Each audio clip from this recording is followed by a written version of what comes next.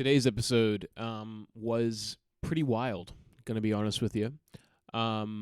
Started off with me eating a nice bit of cake, but I interviewed my friend Jundas Capone today, and I think Jundas' style of comedy, he's a comedian first and foremost, and his style of comedy can be best described as like alternative comedy, and I'm sure you can pick that up in the conversation that we had. Yeah, it was an odd episode. It was fun though. I'm glad we did it. We went the full hour, and it was cool. Very different, unique. You know, these are just nice ways of saying it was a bit weird, but it was good. I'm glad we did it. Ladies and gentlemen, upcoming shows: Line 'Em Up Comedy on the 31st of October. Still out in, by the time you hear this, I've probably already done Fungaday Fringe Festival. And yes, I found a place to stay, ladies and gentlemen. Had a sauna and a spa. So, top that. Anyway, I'd like to thank our sponsors, Azerbaijan, in the upcoming conflict between Azerbaijan and Armenia. Not Azerbaijan, the country. Go Azerbaijan, the tourism agency, has sponsored us. Visit them. They are doing 2-for-1 flights at the moment. No lockdown because the lockdown facilities have been destroyed. Ladies and gentlemen, enjoy the episode. Thank you. Now let's Jundas Capone. Hey, how are you? Alrighty, I'm good, my friend. How are you? Enjoying your peanut butter sandwich? Mate, you have no idea. There's bananas and there's all sorts of stuff on there. It's like a banana butter. Banana. Uh-huh. Tell us about yourself, man. Who are you? I'm Jundas Capone. Oh, yeah? Tell me more. I recently got famous on Vic Deals for doing a moth conspiracy theory video, claiming that all the moths are dead because of the breeding program of the native birds up at Zealandia. Okay. Oh, yeah? Wait. Oh, yeah? Now, are you Why did you start to eat just at the start of the podcast? It's really bad. You should have eaten beforehand. I should have eaten beforehand. I should have eaten before, but I wanted to kind of set the tone where it's just kind of like, casual. Fuck it. All right, well, I'll down my marshmallows. Well, yeah, if you want. I mean, unless you want to savor those bad boys. For those who are on the audio, chug.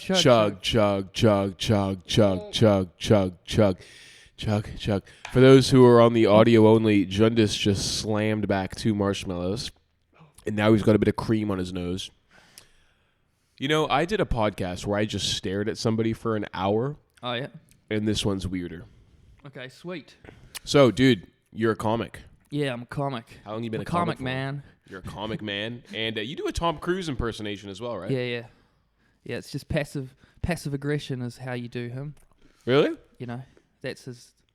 I mean, he's probably a cool guy, you know? But you just got to be real.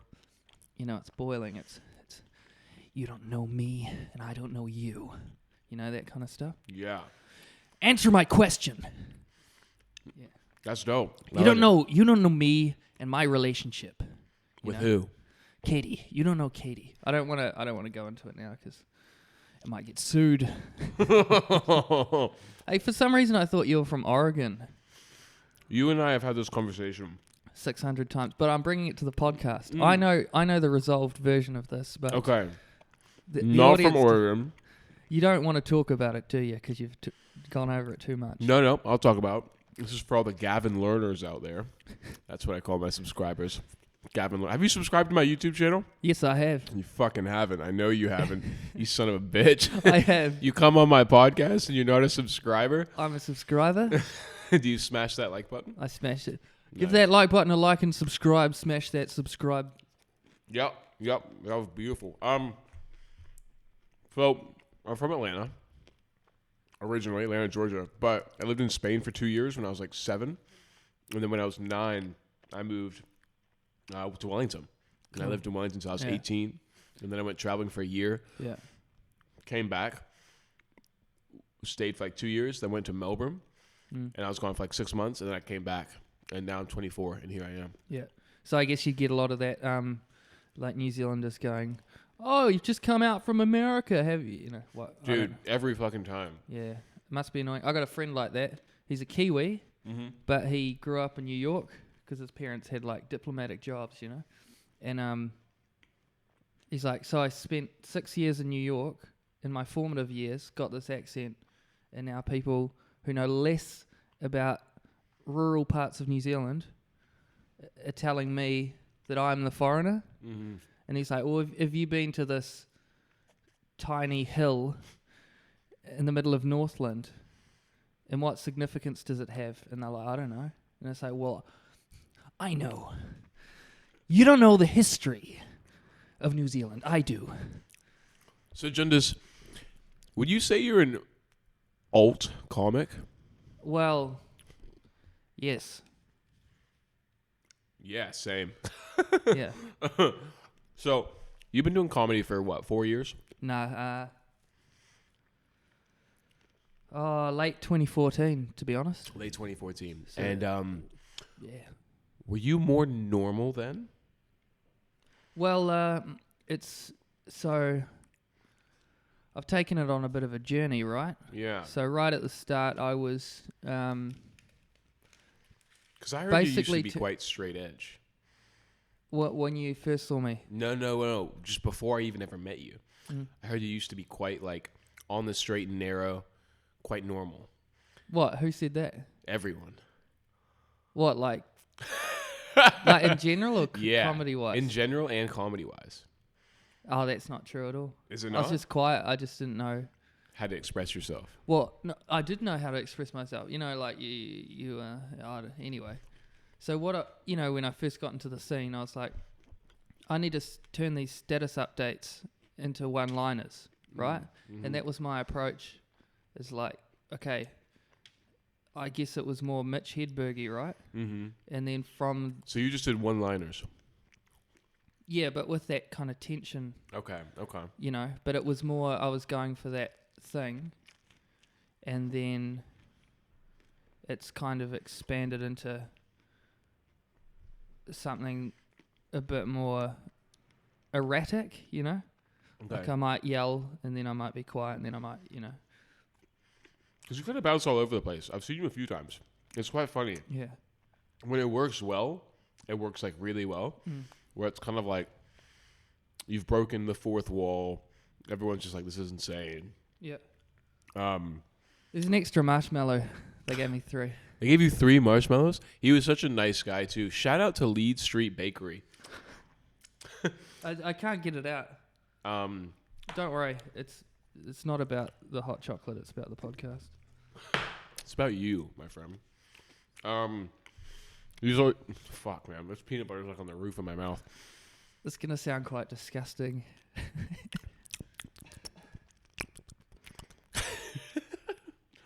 So you used to be a jazz player as well, right? Yeah. I studied Professional? Semi-professional. Do you still play? I put it on the back burner about a year ago, just because of work and hanging out with people and comedy. Yeah, just don't like saxophone at the moment. So. Now, are you So what I was like a young, real into it, you know, as a youngster. Then what changed? Just and then I went to jazz school, studied it at university, you know, and then coasted along, and then, you know, so got a job, and did comedy. Musician? Nah, like a real job, you know. Doing what? Oh, I've had a few jobs, eh? What era do you specifically want to know about? 2014 to 17. Well, that was Good years. community support work and then food delivery in Berlin. You lived in Berlin? Yes, I did.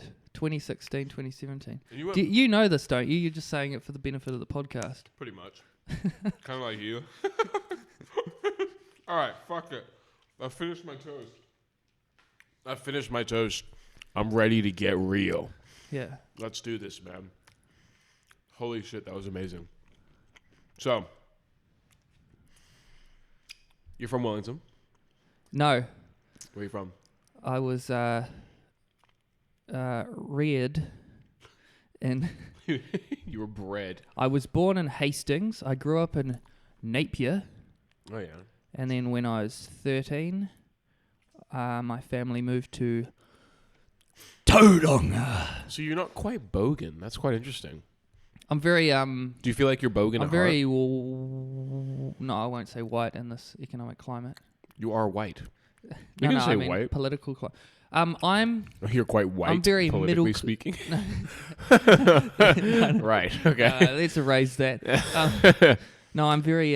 But you are an Axe supporter, right? So I've lived in Wellington for years. Yeah. But make no mistake, I'm a very middle-class, medium-sized city New Zealander.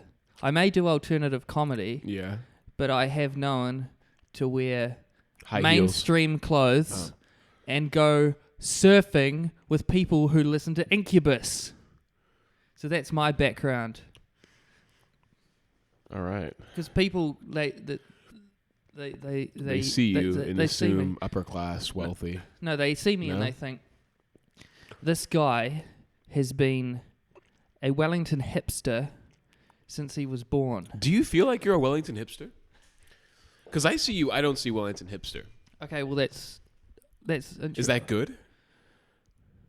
Well, I hope that people, when they see my alternative comedy, Yeah. realise that I'm not doing alternative comedy because I live in Wellington. It's not about you, Wellington. It's about you, Jundas. It's about I'm just a guy, you know. I'm just a normal guy I beg doing to differ. alternative Disagree. comedy. With everything you just said. Let me bring this a bit closer because I don't want you to yank the old headphones out. Okay. Well, So that last 5 minutes was just absolute shit. absolute crap. Yeah. Now, somebody told me, Jundas, that you're a national supporter in fucking Wellington. How are you still alive? How have you not been beaten with Look, a there's bottle of soy milk? there's Is that funny? I don't know. You tell me, Gavin Lerner, smash that like button and don't forget to subscribe. there's two elements to what you just said. One is who is making up this stuff. Which You on Facebook. I've never claimed to be a national supporter or Okay. said anything to do with national. I'm politically neutral. And yet you take photos with Judith Collins. That was so that was Was that just a laugh? Because I wasn't laughing when I saw that. I'm going to Well- be honest with you. so You son of a bitch. I used to go to this the backbencher, Yes. Mm-hmm. and they had that show where there was a political panel show. No, I don't remember this. So up until about probably 2 years ago, Yeah. every Wednesday night they'd have, I think it was on Prime. It started on, anyway, this is stupid details. So it was a TV show, and the politicians would turn up, Yeah. and they'd be interviewed in this kind of fun, kind of game showy vibe. But it was like political. So That's freaking awesome. yeah. So it was like, That sounds like what so do much you fun. support? And then the audience would be like, and then go on to someone else, and then Yeah. so I was hanging out at the bar. Keep going.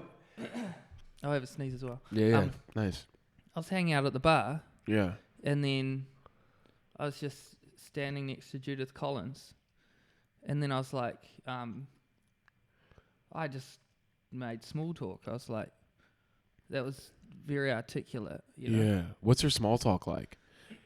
She's a very nice person. She's a very lovely person. Is she actually? Like, I see her, and I think probably quite funny. Bit of a whippersnapper, a cracker. Yeah. Not the, Well, not so in terms of white people, just, So crack the thing about jokes. a good one. Yeah. Sorry. cracker. So You know what I mean? The thing about politicians, right? Yeah. Oh, look. Look, the thing about politicians is... Yeah, tell me, man. So you might have someone... Who sends a dick pic to a young girl. This is all hypothetical, right? Yeah, well, So you might have There was a politician who did. you might have someone who's like a really nice person, Yeah. but their political views might be like very not what you'd consider direct humanitarianism or whatever. Okay, does that make them a nice person though? To me, that just makes them a bad person. Well, that's the debate I kind of had with my friend. Is I was like, well, you could have someone who's like politically like a really caring person, Yeah. but you talk to them and you're like, you're Motherfucker's you're like a an asshole. narcissistic, Yeah. you know. And so like, where is the? Because that's like two different things, right? Because you can have someone who's like, oh yeah, really nice, means well, and they can have like a really good, they're very warm and nice to you, but and that to me would signify compassion. You know what I mean? Like you're a compassionate person, Yeah. but your policies are the opposite of that.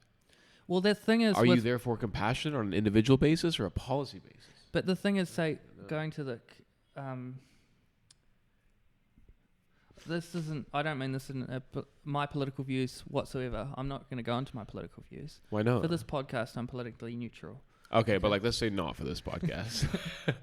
So You're quite far right, aren't you? No. I'm.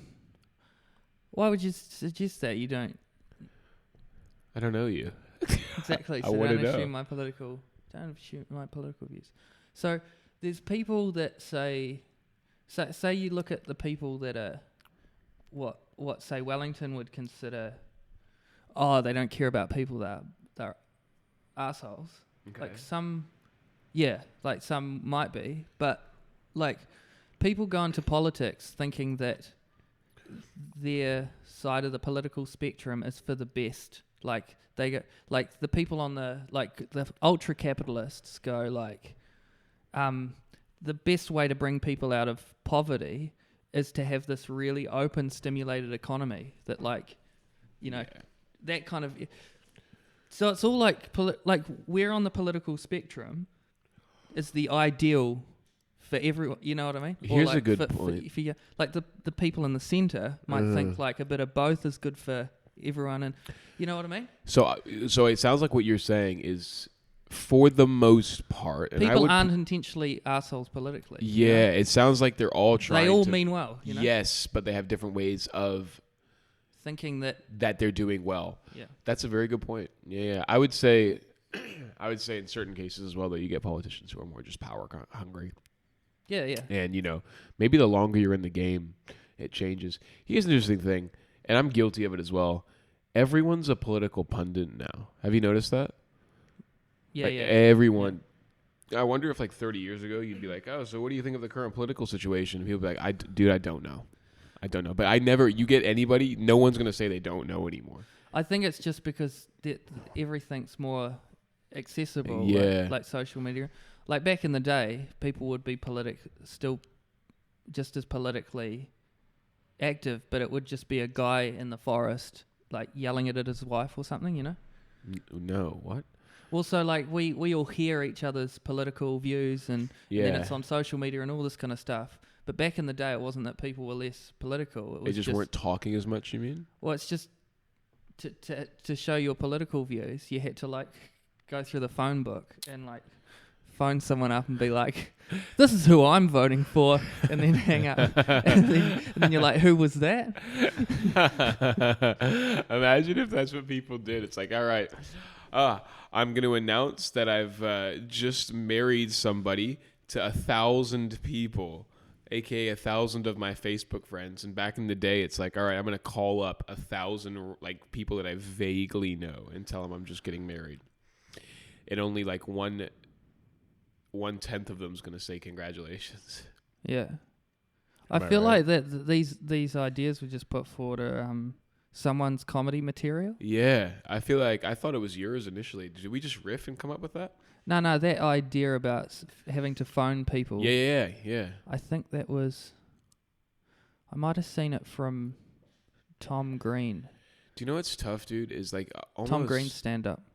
Yeah, almost every idea has probably been thought of or done besides like you. Do you know what I mean? Like there's that, I think some comedian was saying like every idea has been taken except for you. You know? You know Well, what I mean? feel quite lucky that that's. Especially for you, man, because I Yeah. mean, you're hella unique. You're one of the most unique comics that I know. But I can't get corporate gigs, you know? So you That's- may have yeah, your understandable. derived material that kind of maybe being done in Australia or something parallel, but you're getting paid for a corporate gig, whereas I'm not accessible. What? So, you know, there's the pros and cons. Of being an alt comic. Yeah. What are the pros? Well, so the pros are like Ultimate uniqueness. maybe there might be an element of originality, and I don't have to worry about someone's stolen my material Yeah, because it's like just screaming at someone. No, that's probably not original. I see a lot of homeless people do that. You stole a lot of your material from the homeless guys on the. It's on some comedian forum, and these are homeless people are like, Yeah. this guy's stealing our yelling material. It's like you're on a comedian forum. You're like, hey guys, what do you think of this new joke I've got? And like, all right, go on. It's just Stolen off a guy who's not housed. Anyway, that's a bit dark. It's the only thing you could steal from him. Yeah. His routine. So but even homelessness so is a these serious ideas, issue that we should take these- seriously. these ideas, right? That Yes. that are like of consciousness of what you call like people, you know? So like, you know, you're saying that idea of maybe another comedian's doing that idea Yeah. somewhere else. Well, that's good in terms of that it's within people's consciousness, like the audience's consciousness. Okay. Like so they want to hear that, and they don't necessarily know that there's some open mic comedian in Poland that's doing that joke, you know? yeah. And it doesn't matter anyway, right? Whereas if you have an original idea, Mm-hmm. maybe, I don't know, maybe like it might be too original and you don't get booked for Yeah, gigs. I see what you mean. I mean, like at the end of the day, like taking You've a got to dump. be within the consciousness of the people, you know? Yeah, like taking a dump on the stage is pretty original. Well, not really, but like it's quite unique. But just because it's like super original does not make it like a good joke. is Yeah, what yeah, You're saying. yeah. Yeah, I get you. Now you did a bit of stand-up comedy in Europe, So, right? I may be original, but I'm not good. Yeah, I may be original, but I'm going to jail. I may be original, but I'm wanted in 5 different fucking countries. Now, you did some stand-up comedy in Europe, am I right? Yeah, I lived in Berlin. Berlin Munchausen. Munchausen. That's a song. So what did you do in Berlin? You did stand-up comedy? Stand-up comedy and food delivery on my bicycle. Nice, man. Now, what kind of comedy were you doing? Were you doing like just random shows? Were you trying to make it big in Berlin? There's lots of open mics in Berlin. Was your goal to like try and become a professional stand-up comic in Berlin, or was it like, fuck it, I'll just go to Berlin and maybe I'll do some stand-up comedy? Swear to me. Swear to me. It's just a cool place to do comedy. Fair enough. It wasn't like, you know. I'd like to say that I'm trying to get famous, but that's not the truth. What is the truth?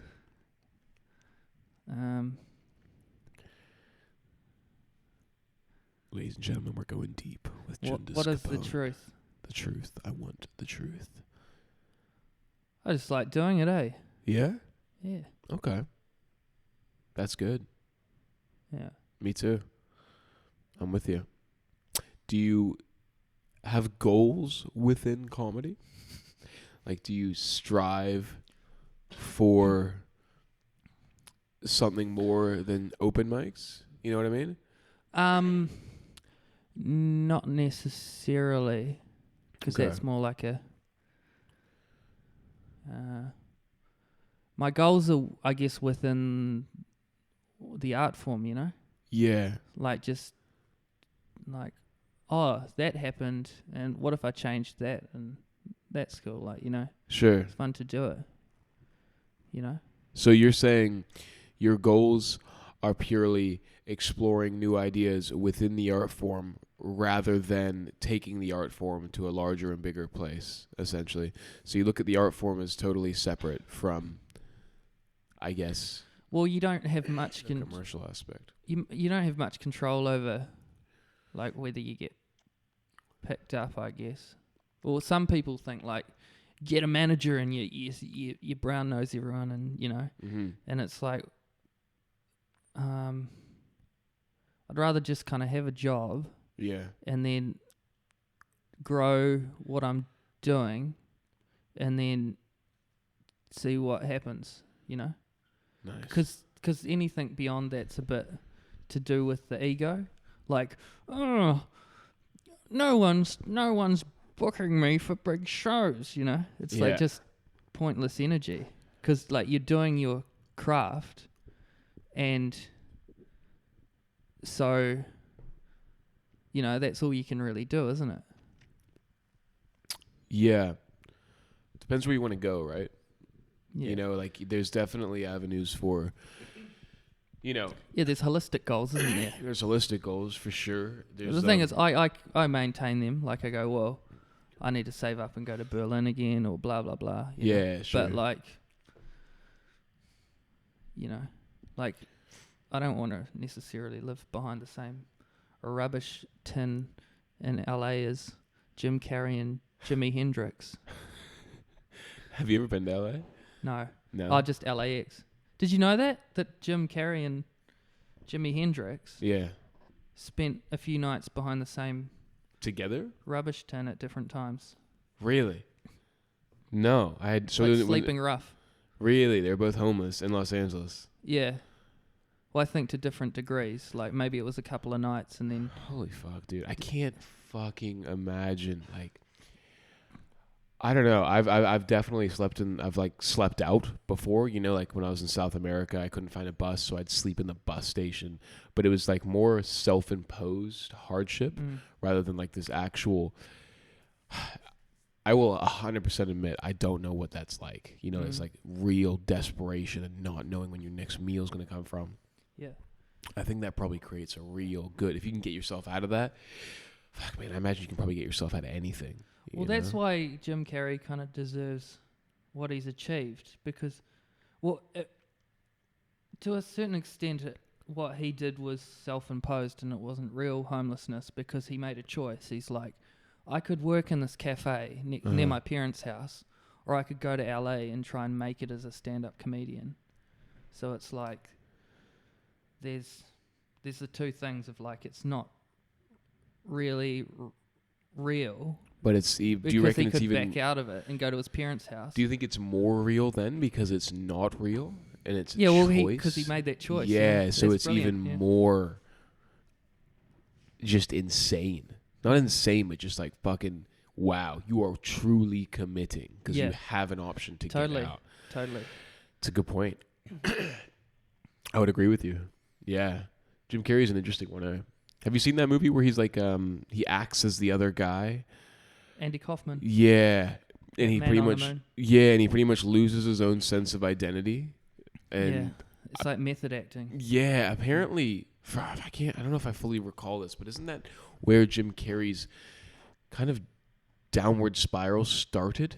Because I think he became very, very self-aware, and his doing that method acting, he says he was trying to figure out what the what the reality of like a human being is, and like what being somebody actually looks like, Yeah, I don't know about that, because like people like that,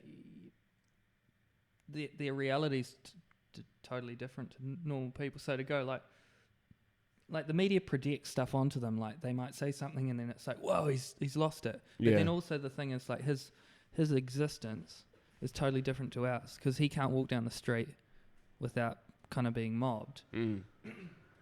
So like we can't really empathize with how he's been operating for the last, so to be like, well, he's lost it, it's like, well, he never had a normal thing anyway, Yeah, that's a good point. I think I was referring more towards like his self-acknowledged because he's like, openly said he's very depressed. Doesn't really know what the point of life is and everything like that. This is all meaningless. And I think that started from him method acting as Andy Kaufman. Yeah, well, Moving on. my a friend of mine said once that you can open yourself up to, you can open yourself up to psychological experience. Yeah. I don't mean like, like you can feel everything and you can and then it's like, and then that'll come back. Like if you open yourself up, then you're gonna get all the love and all the pain, Yeah. Or you can just, and that's kind of like how he operates. Is like he's takes it all in. You mean? He's just so big with his personality and blah blah blah, and then it's like, so he's gonna probably, it's like that, hardcore all the time, right, and then so you get all that back. It's not just some sort of like sitting down, being like real, kind of chill and conservative and. So I think I know what you mean. Just for all the Gavin learners out there, I get you. It sounds to me, correct me if I'm wrong, but what you're saying is somebody who's very transparent and open-minded and willing to take in everything. And by willing to take in everything, he gets all the positive and the negative shit that comes in. And that's why it becomes quite hardcore, because you're so raw and you're just getting exposed to a load of just shit. Yeah. Really. You open, it's like opening all the doors and windows in your house. Yeah, and just letting everything in. And I just don't know if I'd want to live like that. And yelling out, Yeah, man. Why do you think people do that? Do you reckon it's like, I don't know. I can get a lot of fulfillment just from myself, though. And maybe it's like... Well, that's... I feel like we're getting to... Let's move on. You want to dial it back? You want to take it away from the deep stuff? We're just getting to... We're in the weeds. Pseudo-psychological. Where should we take it back to, man? Well, so, like, I was watching Jim Carrey... Yeah. About 2 months ago. Yeah. Like, a lot. And then I was thinking... I think what's missing from my comedy is incorporating that kind of energy and just being real, like, present to the audience and like, yeah. Yes. And then, so my comedy went, when I was channeling Jim Carrey, I made that decision. Yeah. And my comedy went kind of Got better? up a level. Yeah. Because I wasn't just delivering the material and being alternative. I was channeling this like real present energy of like, I get you. Yeah, I get you. So it's cool with comedy is you can, let's say influences, like musical influences and that kind of stuff with musicians. With comedy, it's quite cool to just, you might watch someone and go like, what if I incorporated that concept or that vibe? It doesn't even have to be about the material. It can be like, well, what's their essence? And then you can just instantly take it in a different direction. Yeah. Well, that's what I've been looking at anyway. Yeah. Now you've got you run a show, right? Are you starting to run a show? Yep. You got one out in Newton. Moon Bar. Oh, yeah? Oh, yeah. Bring the energy up, man. Channel that Jim Carrey. So you got a bar. Well, there's a few people that turn up. Is it this audience Sunday? members that channel Jim Carrey. Is this What do you mean I'm not allowed to smoke in the toilet? That's the only place that I like to smoke is in the toilet. Smoking a cigar in the toilet. Yeah, I've seen some shit there that... What's the craziest thing you've seen at Moon Bar? I don't want to talk about it because it could like... The manager's really good. Yeah. But because it happened, it could put the licensing in jeopardy, you know? Right, well, let's not talk about that. Well, hypothetically, what could... But he's really... If anything happens there, he's a really good manager, so... Just for all you government workers out there. And Gavin learners.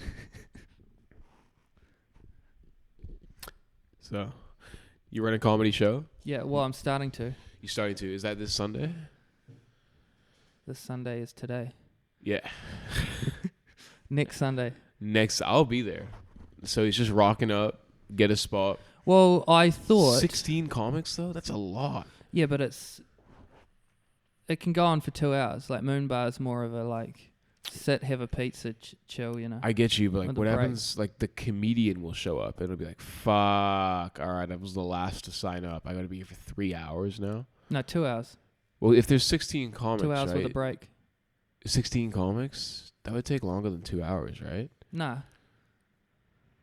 Really? Because Yeah. we have shows where it's like 8.5. six comics, and that lasts for hour 45. What? How much are they doing? 6 minutes. Hour 45, 6 comics. Well, so you get 4 or 5 a half, and then it would be like an hour 45. So 4 or 5 comics a half? Yeah, so that's about 10. Yeah. And then you just whack it like a few on, and then Do you have an MC? some people won't be doing much material. Yeah, I guess. It's just like, listen. I'm with you, dude. I'm here. Well, the people, there's a lot of comedians that want to show up to sign up shows, right? Yeah. Mm-hmm. And then it's once a month, and it's like, it doesn't have to be an hour and a half show, like maybe down at one of the venues with all seated, you know? Uh-huh. It's like in Newtown, everyone's having their pizza, we have a break in the middle, you know, it can go for around 2 hours, you know? Everyone does 6 minutes. There's no headliner doing 10 minutes. Right. You Is know? there an MC? But yeah, we will discuss the time thing. But I think that's a good amount of comedians for the time I'm aiming for. Good luck. But this is kind of awkward and boring Okay. to talk on a podcast about. Shit, man. Help me out then. What do you... Okay. No, not you. I just mean that talking about like how many comedians It's just per a show. Well, here's the thing, though. It's just a conversation, right? We're just Yeah. chatting. It Yeah. doesn't really have to be anything. At the end of the day, like, I feel like this podcast isn't really for anything significant. I like doing it just because I find it enjoyable. Okay. If someone wants to, like, listen to it and have a bit of a laugh, probably not. Just fucking blow their brains out. That's cool, too, you know? I might have to retract that last statement I just made. Well, you've got a very good setup considering that you don't care if it's Yeah.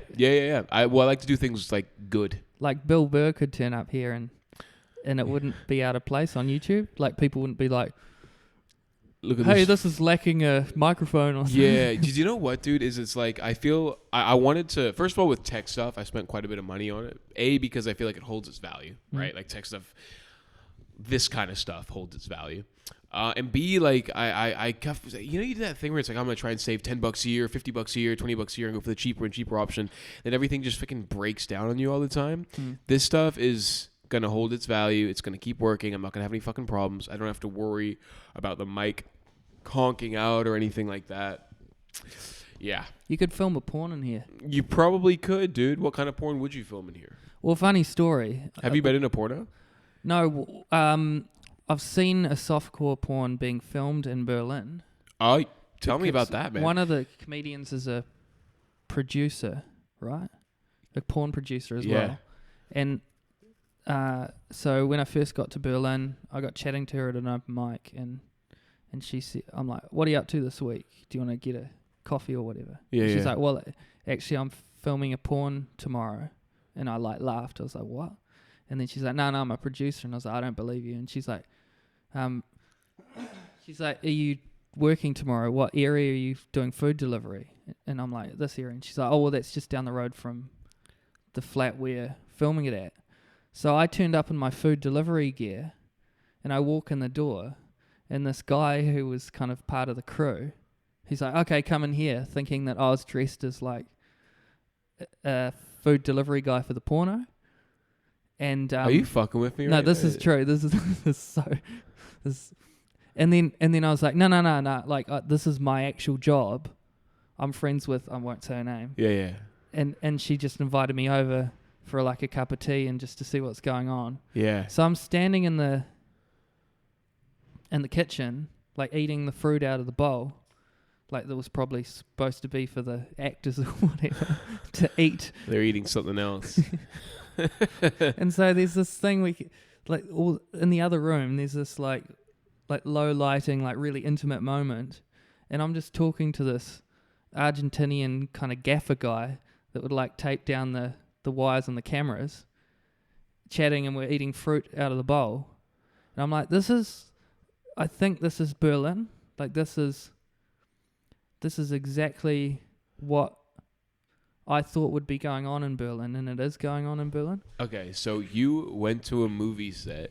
Was it like a hardcore porno? No, it was softcore. It was really softcore. So what does softcore involve? Is that like girl-friendly, I guess, is what you call it. Okay, so like intimate. Are they so actually? It's like real kind of close-up, low lighting, like real just like embracing each other really close up, you know? Just two people? Yeah. Guy, girl? Guy, girl. Guy's on the top, the girl's just like lying. Are they actually making love? Yeah, it looked that way, but you can't tell because it was covers over. It was quite softcore, so. Yeah, because I always thought softcore would like never show actual genitalia. Is that right? Yeah. Yeah, I'm not very familiar with porn. Yeah. But that's insane, dude. It's quite surreal when you're kind of just standing chatting to a guy in a kitchen. And there's two people and you're having a banana. making love, and someone else is having a bit of a banana. Hey, yo. And then. My man. And then I said something, and then he laughed. And then from the other room, it was like, quiet, please. It's like, cut. How long were you there for? What, in the softcore porn house or the softcore porn house? Probably about 25 minutes. Long I was enough. like, well, my friend's busy. You know, being like, can we have this camera on this angle? Yeah, so it's just like, I can't talk to her, and I've kind of eaten a few items of fruit and talked to this Argentinian guy. Mm-hmm. And so I was like, okay, I'm going. Can you tell her I'm... And he's like, yeah, I'll tell her. And then... That's crazy, dude. I don't think we have anybody in New Zealand or Wellington, at least, that does the weirdest job that I know of. No one does anything really, really out there as far as career-wise or work-wise. And we don't have any, like, super strange characters in the comedy scene. You know, we got a few here in Wellington, but, like, ones that are, like, truly out there. We've got you know, but, like, ones that are just, like, very alty. I don't know. That's freaking wild, dude. Well, that's because we don't really have a big industry and big population in general. Well, it's weird that considering we've got such a big movie industry, like, you know, Lord of the Flies or whatever, and fries, all that stuff that happened. I looked up this essay of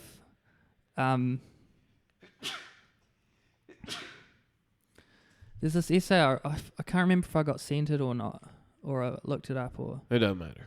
Yeah, so it compared the commercial movie industry to the porn industry of each city. Okay. Like, you've got, like, skyscraper things, right? Yeah. And it was... New Zealand has the smallest porn film industry, compared to the mainstream film industry of anywhere in the world. Really? And it's like, I think Berlin's kind of 50-50. LA is kind of, it's a good proportion. Maybe it's 70-30 or something, you know? But it's just interesting seeing those like comparisons of like you think, wow, New Zealand's got a good film industry. Why doesn't it have a good pornography industry? Yeah. Do you reckon that's a cultural thing? No, I think it might be like... there's a lot of things, because it's to do with, like... We used to have to manually send our films away overseas in cargo or whatever. Uh-huh. But then also, like, the kind of... To do with, like, the laws of who you can exploit, all that kind of stuff, you know? Mm-hmm. Like, there'd be so many different factors as to why... My first reaction would be like, it really depends on how much government welfare and like, you know, support systems there are out there. But you say it's 50-50 in Berlin, and I would assume like the social systems in Germany are actually quite like good and robust. Yeah, but then in Berlin you've got that kind of you got that startup company culture, and the kind of it's kind of Eastern European and all that kind of. Anyway, like, is this a good route to be going down? Pardon the pun. I don't know. It's quite interesting though, isn't it? Yeah, it's fascinating. Yeah, I had a few buddies who lived in Berlin for a while. They really enjoyed it. I want to go. I'm a big fan of like techno and house. Oh, yeah. Yeah. Yeah. How old are you? 33. 33. How Yeah. old am I? Do you know?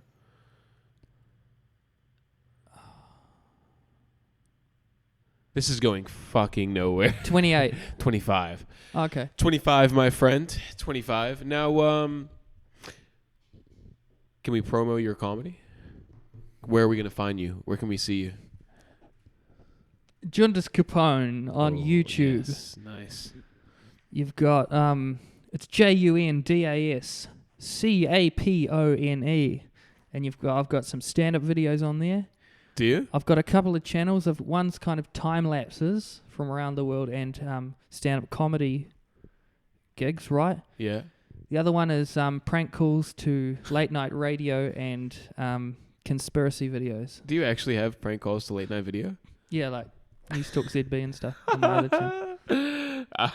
What's the funniest one you've done? Well, it depends what one you think's the funniest. There's one where I pretend that I'm a farmer arguing for the gold card to support retired farmers more. Yeah. Because when you think about the benefits of the gold card, or for the people overseas, it's like a card you get, retirement scheme where you get free swimming, stuff like that, free bus rides. Yeah. And so I thought one night, okay, so retired people in the city, they can go to swimming pools, buses and all that. Yeah. What if you don't get any you're a retired farmer, you don't get any of those benefits? And so I rang up the radio and News Talk CB, and I said, why doesn't this card entitle you to a certain amount of tractor fuel? And it was kind of a good discussion, and she was like, you've kind of got a point. But so it was part prank, part like social commentary. This is a good point. So I went into it going, I'm in a prank. Yeah. But then it was just a really interesting point of discussion. Ladies and gentlemen, Mr. Jundas Capone. Anything else you want to talk about before we wrap it up? Let's talk about some more stuff. All right, what do you want to talk about? I feel like I'm the host, but I feel like we haven't hit an hour yet, so we've hit an hour. Well, let me see what we have. No, we're about 40 minutes in. We're on 46. All right. Well, you want to keep going? Let's hit an hour. You want to hit an hour? All right, man. Yeah? Can you do it? Yeah? It's my new comedy bit. I ask people what their name is, and then I go, oh, yeah. And then I'm like, okay, what's your name? Oh, yeah. Does it ever work? It worked the other night, the first time I did it. Yeah? What's the biggest crowd you've performed to? Because it's the rule of 33, You just keep doing the same thing until it becomes funny. On the 33rd time, it becomes funny. Do you know the rules of comedy? Tell me the rules of comedy, Mr. Capone. The rule of 3, right? I know the rule of 3, yes. You know? But explain to the learners out there what the rule of 3 is. So the rule of 3 is you might have a joke, another joke, and then a third joke. And then it becomes like a bit thematic. Mm-hmm. Or you might do a rule of 3 within the actual joke. So you got build up, punchline, right? So you got two kind of semi-funny ideas, and then the punchline is the twist. Give us an example. It's the twist on the joke, right? Yep. And the rule of 33 is if you go, in the most simple term, you can do it with anything really. You can go,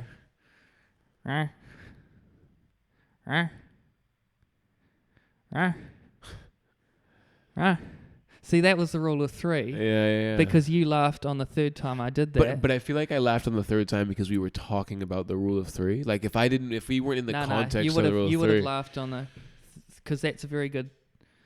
Lots of very. This wasn't very good. I mean, lots of things work on the rule of 3. Because you only need like to do it twice, and then the third time people snap.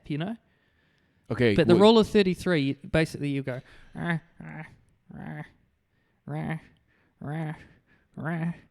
then your brain's kind of going, when's he going to stop doing that? Yeah. And then finally you break, and it's that kind of shit. But that's where like it kind of crosses over with, say, like jazz music, tension and release. You can build up a whole lot of... it's not just like build up punchline. There's the element of tension, and there's the element of like building up that kind of thing where you're circumventing the rules, which makes people laugh because it's surprising. You know, they expect something to... There's that... Because the way of doing comedy where it's really smooth and you're constructing it like smoothly, and then there's the other way of like people are like, oh man, he's messing with... No, he's messing with the structure, but it's messing up with in a way where like it's still a structure within itself. That's some meta stuff, right? Well, not really. Yeah, it is. It's the definition of meta. It's like overly descriptive of a descriptive thing. Overly descriptive of a descriptive. I just feel like I'm describing it. Yeah, I think you're describing a description, which I think makes it meta.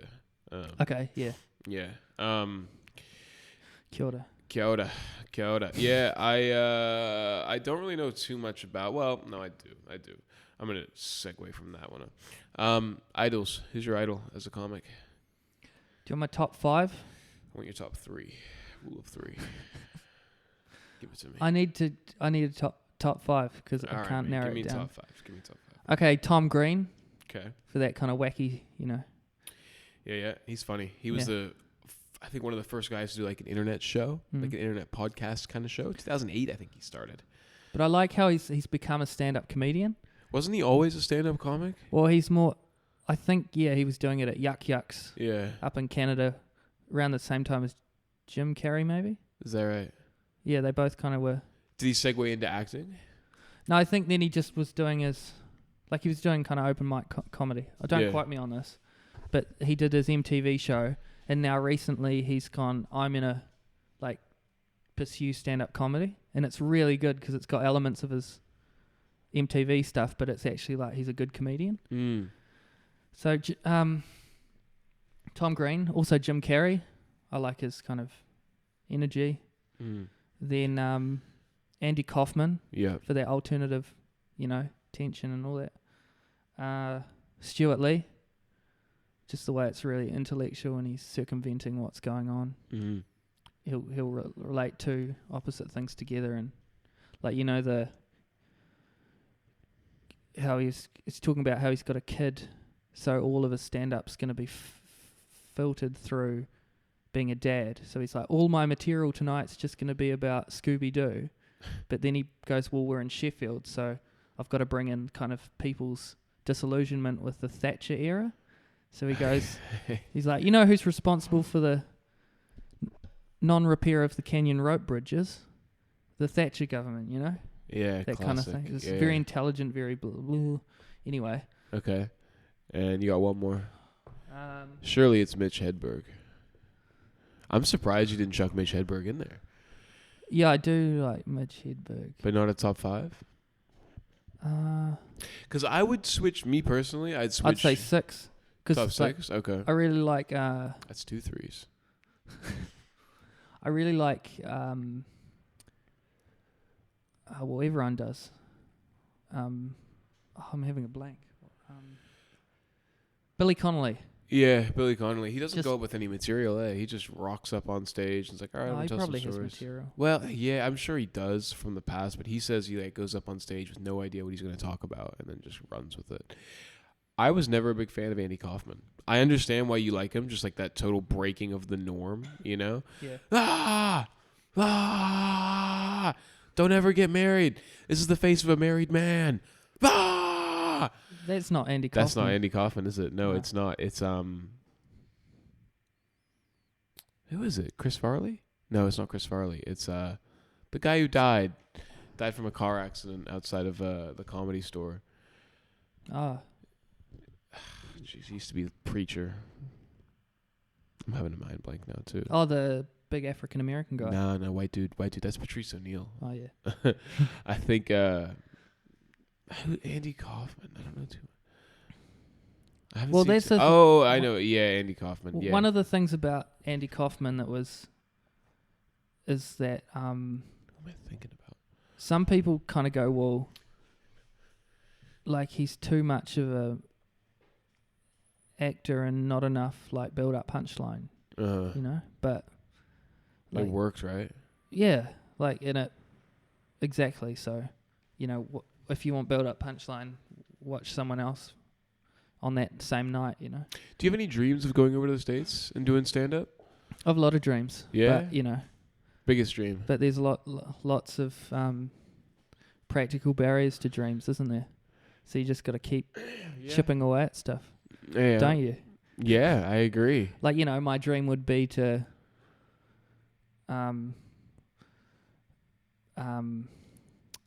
marry 90s Christina Aguilera. What's But the is barrier? that practical? No, it's totally... Well, one of the barriers is that we're 25 years later, so 90s Christina Aguilera doesn't exist. That's a huge barrier.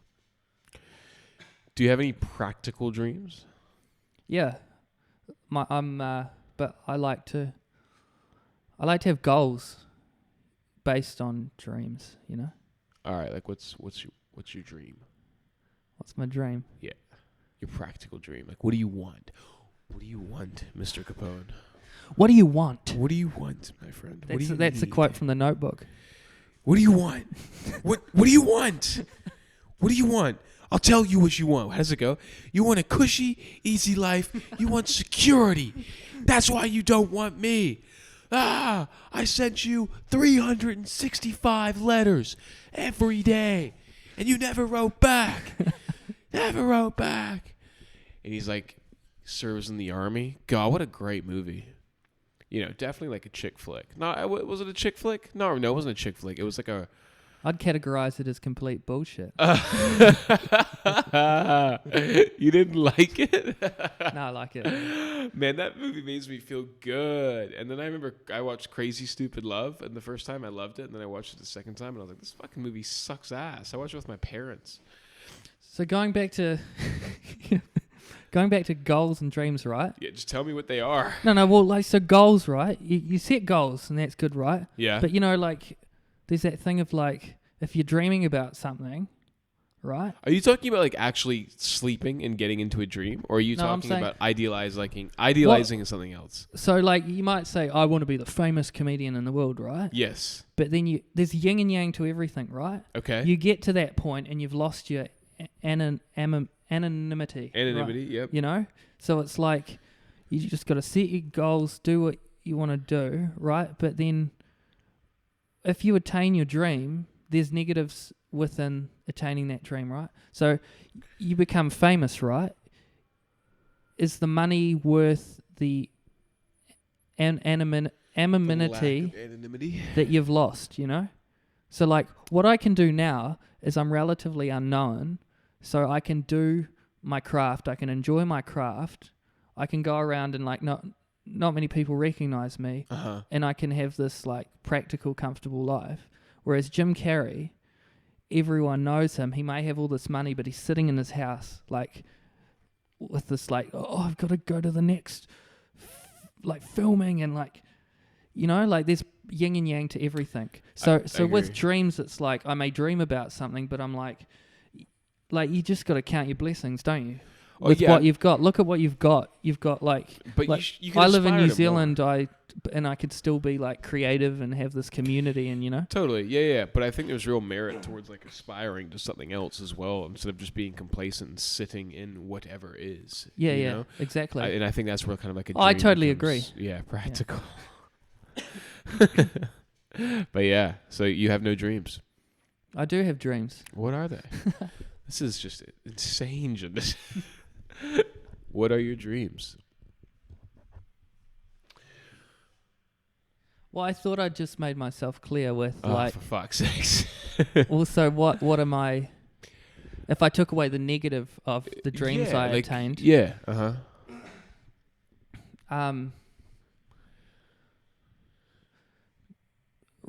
rich, famous, really hot girlfriend. Be known as this person that created this style of comedy. Okay. Yeah. Have this really hot, loyal girlfriend. But do you see what I'm saying? There's I know exactly what you're talking about, but I would say your dream is count your blessings where you are. Sorry to get angry. Were you angry then? No, I wasn't. I was pretending to be angry. Okay, nice. Yeah, we're just vibing. We're chilling. Yeah. Okay, that's cool. You want a hot girlfriend? Nah, not necessarily. Because there's a yin and yang to that as well. You know. Yeah. Like, what's the yin? Is the yin the negative? No fucking clue. Now, you might get into it, like, the further into a relationship you might. So you've emotionally invested and they leave you, right? Yeah, it would suck. Or they stay with you. Yeah. And maybe you have a kid. Yeah. And they start focusing on the kid more, and they start treating you like I don't have time for you. You're annoying me. Yeah. So it's like the dream of having a girlfriend is there's yin and yang as well. Do you know what I think, man? I think a lot. Like of I'm people... happy and I'm single. So okay, that's cool. What hypothetically? Like I'm not. Maybe I'm not. But like like everyone's got this douchey thing of like. I'm trying to get that girl, woo, woo, woo, woo. And then it's like, cool, that's your thing. I don't think, as you get older, I think that fades away, and I think that there's twofold to that. I think first of all... It's definitely faded away for me. Has it? Yeah. I think for most people, like that idea of like getting girls in general and getting a hot girlfriend is kind of like this thing that society, I hate like talking about society, but it's one of the reason for guys. Going to the lake house. We're going to play football and we're going to get girls. Yeah. I'm not even going to try and intellectually describe this.